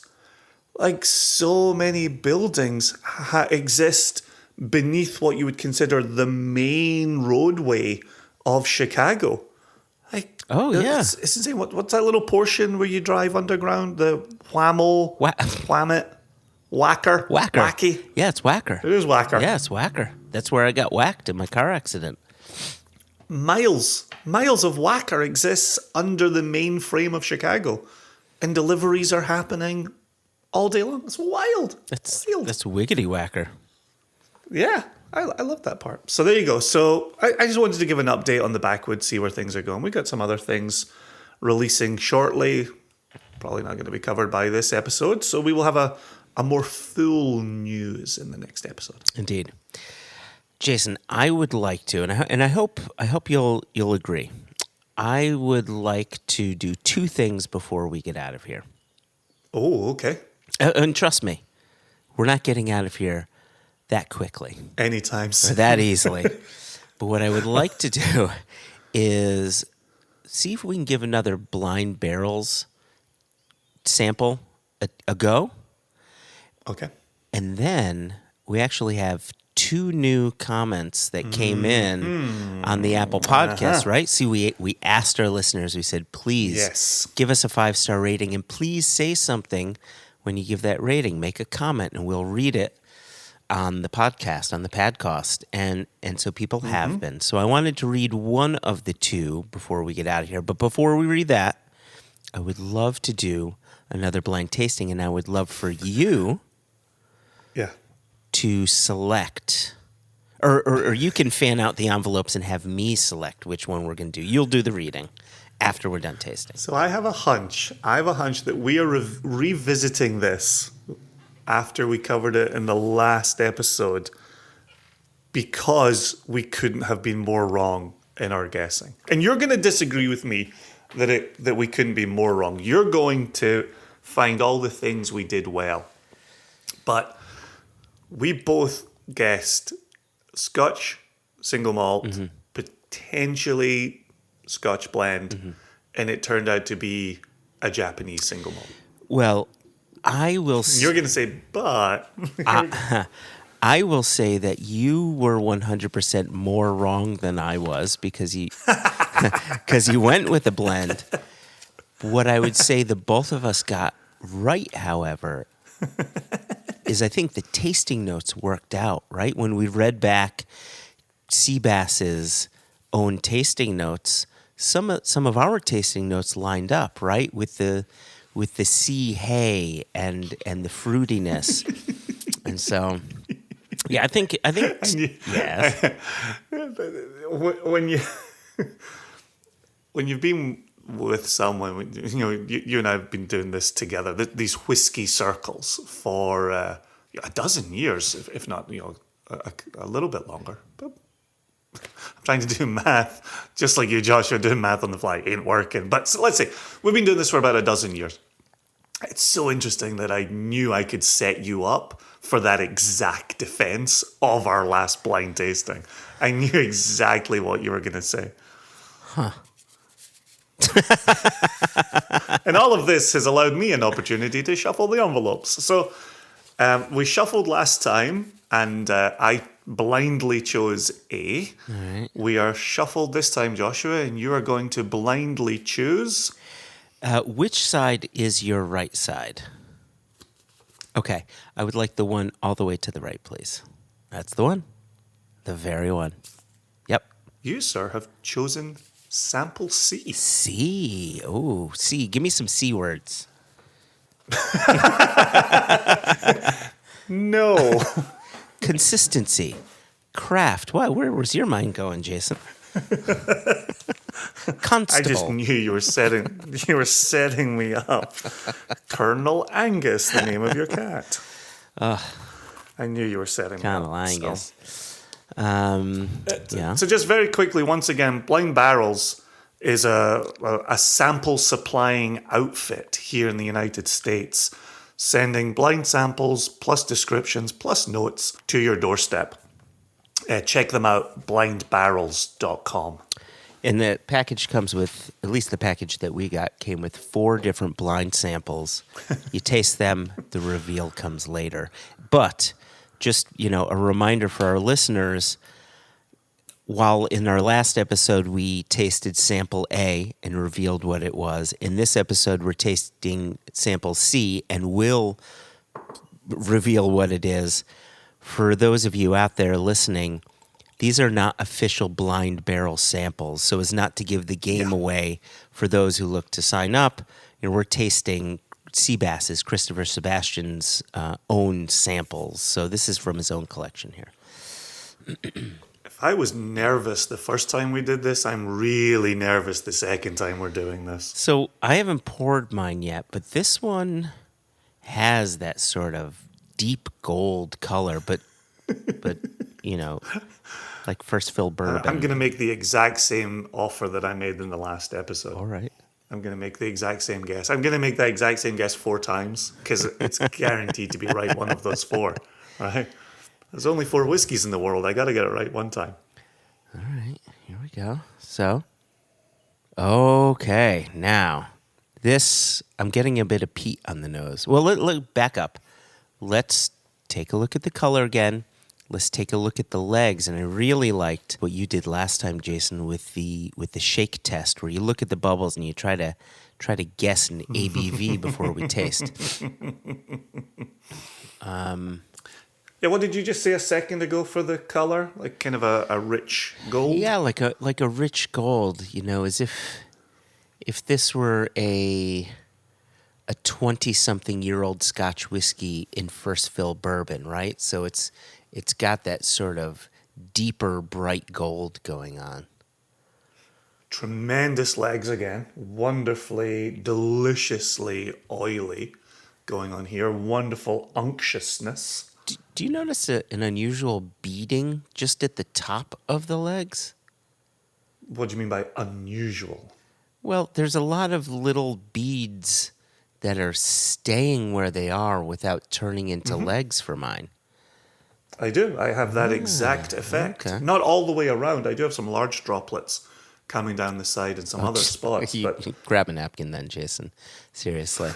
This looks like... Sometimes when I see that little beading that you're describing, it almost looks like a seam in an article of clothing. Yeah. Like just that real tight bead. Agreed, but it looks like a drunk person was sewing the seam of love there. Sewing the seam of love, the seam of love. Sewing the seam. Oh, wow.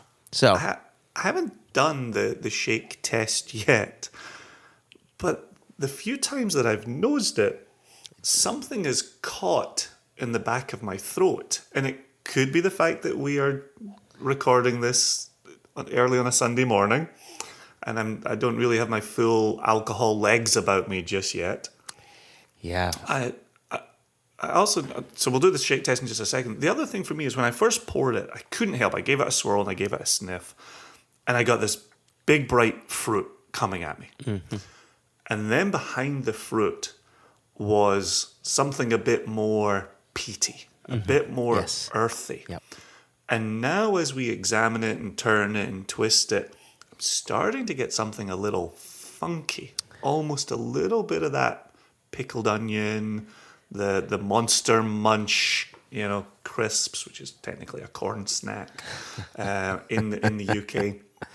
Uh-huh. But I've definitely got a little pickling going on in here on the nose.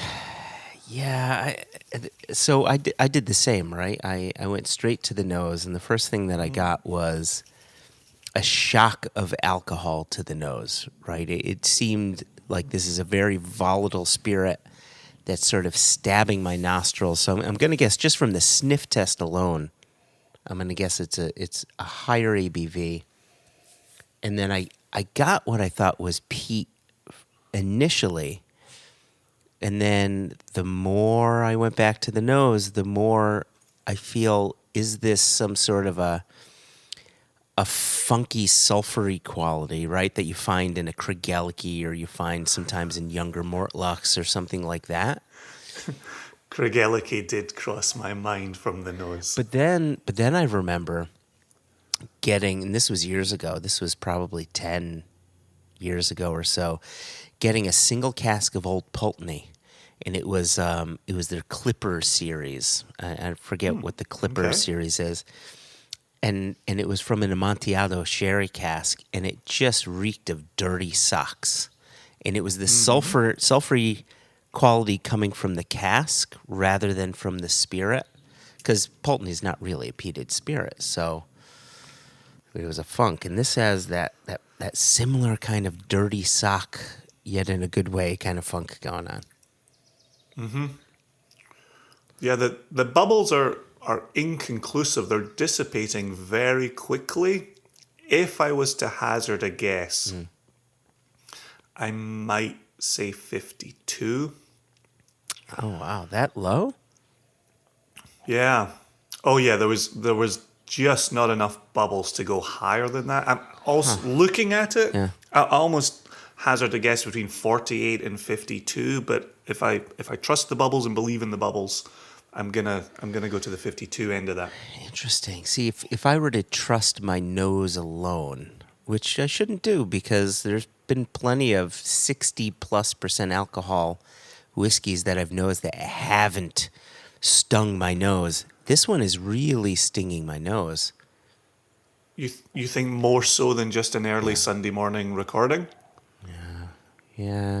It could be. It could be that. Have you sipped it yet? I have. After I did the bubble test, I took a little sip. Do you have any notes from the nose? Well, you talked pickled onions, right? We talked a bit of sulfur. Yeah. Any fruitiness, any nuttiness coming through? Not nutty, but I definitely, in poking my nostrils around the edges, there's still fruit there. There's a little combination of fruit and funk with something a little bit pickled and a little bit earthy. Yeah. And I'm trying to be, I would say, better than we were in the last episode, where the grain suggested single malt, or at least a malted barley component to it, and our mind stuck to Scotland. Already you've said Craigellachie, and I agreed with that. A little bit of that pickled onion had me thinking Lechig, right? Yeah, it's not Lechig, I don't think. Declarative statement. Declarative, there you go. But look, you and I have done this again, right? Where we got tripped up on the first sample, and it was Japanese. Here we are saying the same things we said that time, which is, okay, who in Scotland is doing this? Can you expand beyond Scotland and get something familiar out of this? Takes us out of familiar territory? Potentially, but as I'm tasting, while you were talking, I was giving it a go, and I got some fruitiness. Giving me your full 25%. You asked me if I can go outside the scope of Scotland. I said potentially, but I wanted to bring it back to the notes before I wanted to explain my experience to you, and obviously my experience means nothing to you, Jason. No, the fact that while I was talking, you were tasting, and I know when you're tasting, you're not listening. So I know that I had your full 25%. You had a solid 27%, Jason. Lies, more like 23. So as I was tasting this, I was getting a lot of fruit. Really, really tasted like sherry-driven fruit coming through. But there was also a bit of butyric acid. There was that little milkiness going on, which kind of reminded me of, what you get sometimes from a lightly peated Glen Scotia. Or sometimes a Bruichladdich, but this doesn't really feel like a Bruichladdich to me. And so now, if I'm to open up the borders a little bit outside of Scotland, per your request. I know that's not easy. That's not an easy request to make of an American, is to open the borders, but do go on. You know our motto, malt first. Yeah, I'm trying to think if I've had any experience of whiskeys outside of Scottish single malt where I'd get a similar experience of sulfur or butyric acid. And I can't remember an instance where I did that. Maybe an odd Karazawa. But But I think that, which in my experience burns hotter than the sun. right, and that's why I don't think it's a Kurosawa, because I can actually swallow this. I will say the nose is really delicious. I'm almost getting some kind of roasted marshmallow sweetness building out of this. Oh, there's like a baked apple quality to it in the front of the palate as well. It's so interesting on the nose. You know, after you take the first sip, on the nose, that sort of sulfury quality kind of goes away a little bit. The fruitiness sort of kicks in. And that second sip, I'm getting that baked apple. There's a bright sweetness there that's followed by a bit of nutmeg, that's followed by a bit of warm cinnamon. Which is why when you make that comment about the sherry component to this, Yeah. I'm getting such an active bourbon cask suggestion from that nutmeg, from that cinnamon. Like I feel like bourbon cask here, but I liked what you said about some of that sulfury, a little bit of those sherry fruits there. So, Unless this is one of a couple of obvious things, I'm really lost on this sample. I think it's delicious, but I'm really lost on it. I would drink the living hell out of this. I think that this is absolutely absolutely wonderful. But Yep. Upon the reveal, I'm gonna check if any's available. so, I do want. I like what you said about the Glen Scotia. I thought your Glen Scotia comment was a good one. But we're firmly in Scotland in our brains again. Yeah, I do think we are. I want to say, oh my gosh, Jason. Mm-hmm. The 19-year-old refill sherry Kregeliki single cask that that Holly turned us on to was 52% alcohol, and you said you thought that this was around 52, right? Could it be that? Like, remember how floored we were by that whiskey? But it's been a while. I felt like that had more pronounced sherry to it, but I'm going from pandemic memory of multiple years ago, 3 years ago. So let me, because I was going to ask you a question, and then I had that revelation, that possible connection to a very specific bottling. As you continue to nose this, as you continue to taste it, and you think about that funky element, do you think that it's peat driven or sulfur driven, be it spirit or cask, or a bit of both?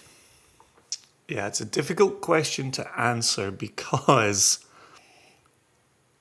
I'm not believing in the sherry component as much as you are. Yeah, I'm sold. At the same time, it doesn't seem to be expressly bourbon cask maturation. So I do think there's peated barley in play here.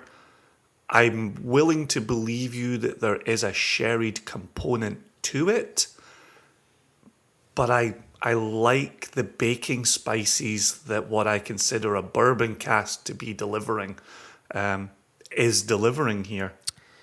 And I finished my sample. You talked about the drinkability of it. The question is, do you like it?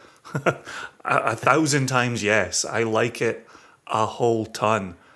And aside from our Glen Scotia, potential Lechig, Kregeliki guesses, I don't have much else up my sleeve on it. So talking about liking it, I poured a little extra because I finished mine as well. All right. I'm about to. So here we are. Gun to your head. What is it? Gun to your head, Jason. What is it? Kregeliki. Kregeliki. I'm thinking the exact same. I'm thinking it's a Kregeliki of some sort of sherry maturation. All right. Age. What do you think? give me a range. Like, you know, even I will give you the span of 6 years. The bubbles were moving so quickly, I thought young, but the legs are moving so slowly, I thought old. Yeah. And so If it's Craigellachie, I'm going to go down the path. And if you've given me 6 years each way, I'm going to say 13 because I'm hedging my bets and I'm quite a smart person. Look at you using math to your advantage.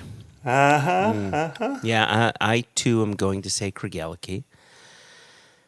I really feel that it is a sherry cask, likely second fill, potentially refill, but a somewhat active refill.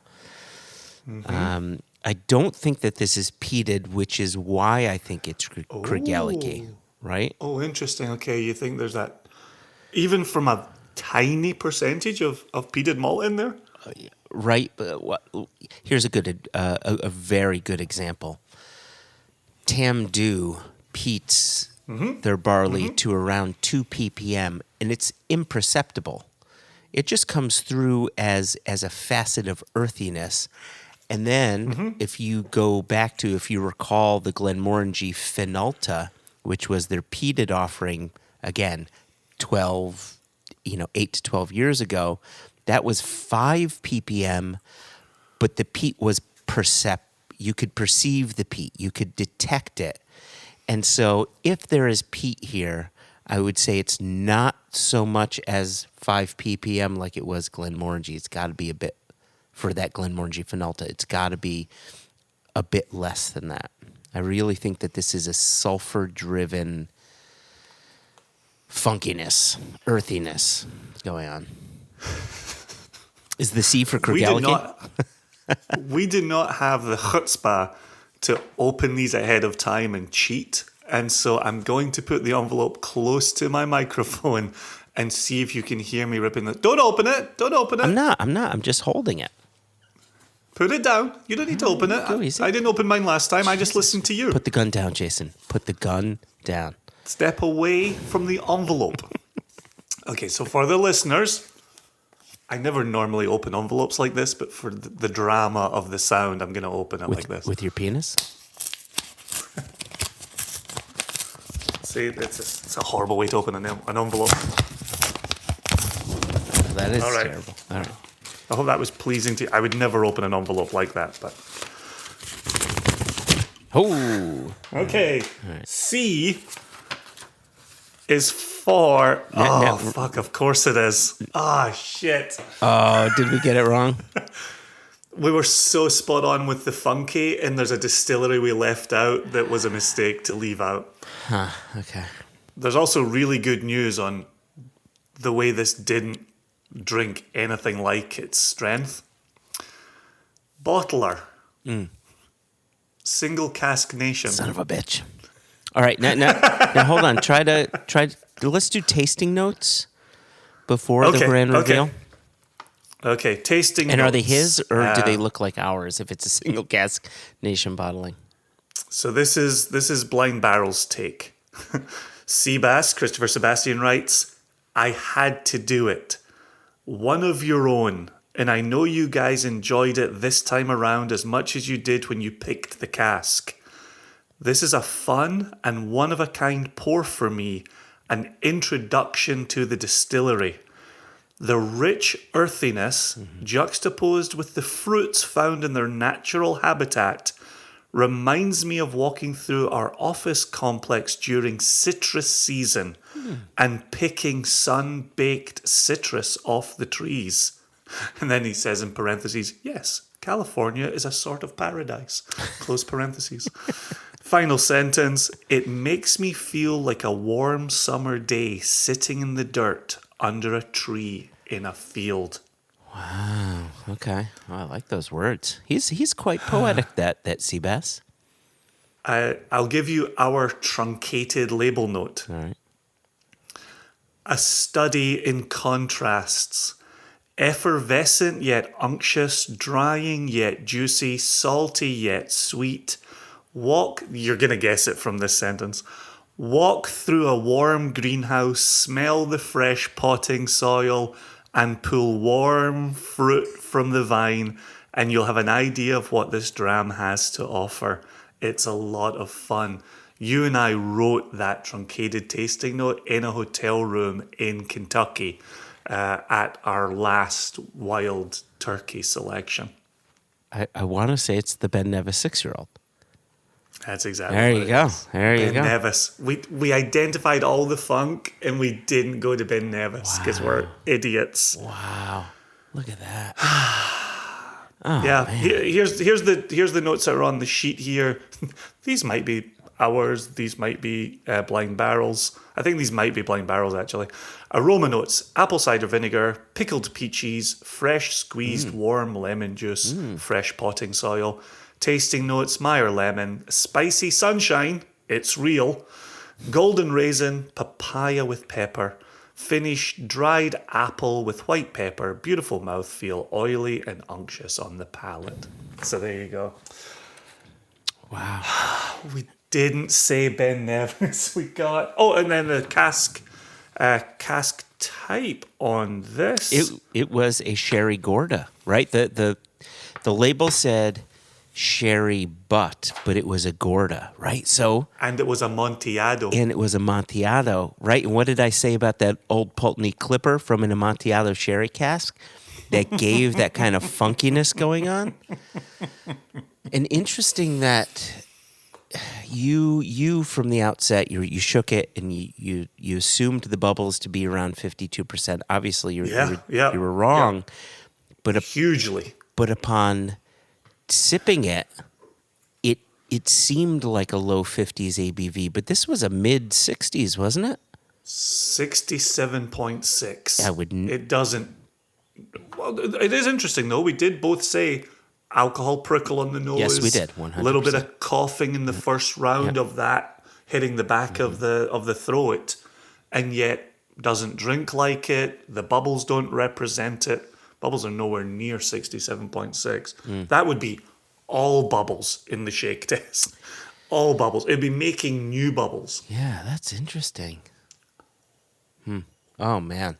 Imagine I'm always, yeah. Imagine if we tasted this and said, oof, this is terrible. And that's what I was about to say to you is the takeaway from this is you and I said continually, boy, would I drink the shit out of this.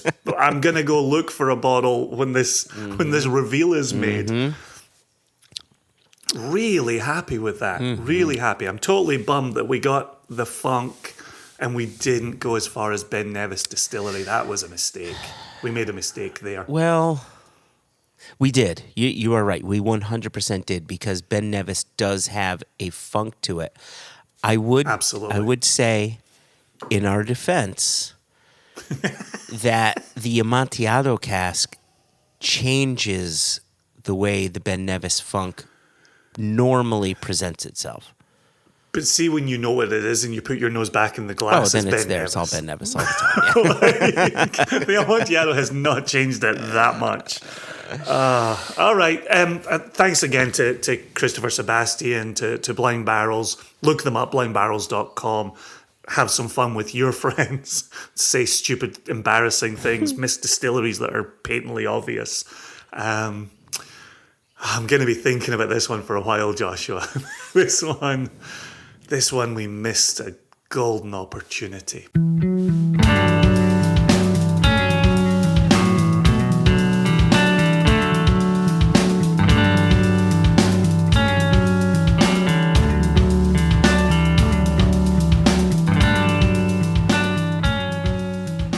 You promised us Yes, I did. an appreciation before we go, and unfortunately, I have to go. So, yeah. what's our appreciation, and then we got to get out of here. Okay, so as a reminder to our listeners, we asked you to go to Apple Podcasts, give us a 5-star review, and write a little comment. And if you wrote a little comment, we would read it on the podcast. And here we are. And so, last time we read Cotton Ma's little thing here. Now we're going to read. Are you ready for this? The person's name is Zipper Blues 82286. Are there 82,286 people who also chose 285 people who also chose Zipper Blues, and that was the first one? That's weeks of entering in a username to try and get approval. That's a lot. All right. Or are we looking at a zip code? Oh, that's interesting. All right, little investigation. Anyway, the headline is Insightful Insider Pad Cost. 5 stars. Ooh, well played. Well played. This is far and away the best whiskey pad cost out there. As industry insiders, J&J know the right questions to ask their guests and have a great rapport with them. Not only is it entertaining, but is very nerdy. This podcast lingers over the details and technicalities. If you want to hear about yeast and fermentation times and copper contact, it's all here. The only way this podcast could be better is if they completed the Worm Tub episode. I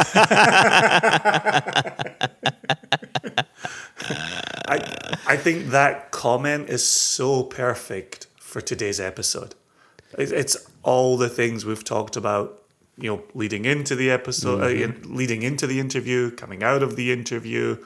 Like that's the details are where it's at, and I'm really glad that was it Zipper Blues? Zipper Blues 82-286. I'm glad that they really get us, and I worry that if we ever complete and post the Worm Tub episode, I feel that we're going to lose 99% of our following. Oh, because they'll feel as if it's been completed. Like that'll be it. That's a close. That's an end scene. You'll know it's the last episode of One Nation Under Whiskey when we proudly announce that it's the Worm Tub episode. Oh my gosh. I think that's what we do at year 10. Whenever we decide we're done with this podcast. See, you named it year. I know, Jason. This is my failing. This is my failing. Hashtag this is my failing. For everyone who's waited for the Worm Tub episode, congratulations, you have ended a podcast. That's great. Oh, I love hearing that. I perhaps wrongly assume, was that 5 stars, did you say? It was 5 stars. Very kind. Thank you. Thank you ever so much. I say it all the time. I love that we have a following. I love that we've got inside jokes. I love that we can meet people along the way who can share those inside jokes with us. It's brilliant. I absolutely love it all. And so thanks ever so much. Zipper Blue and then 5 digits. 82286. I love that you got it committed. I had to push some old stuff out just to make that happen. All right, Jason, to Brett and Orlin, for their time. We thank them greatly. To Elijah for getting us the samples for that tasting. That was wonderful. And I keep on saying to this person, to that person, they can't see it. I've raised my glass. I'm holding my glass up. I'm raising my glass to them. To you, Jason, and to our listeners, I say 2 chins and peace. Peace.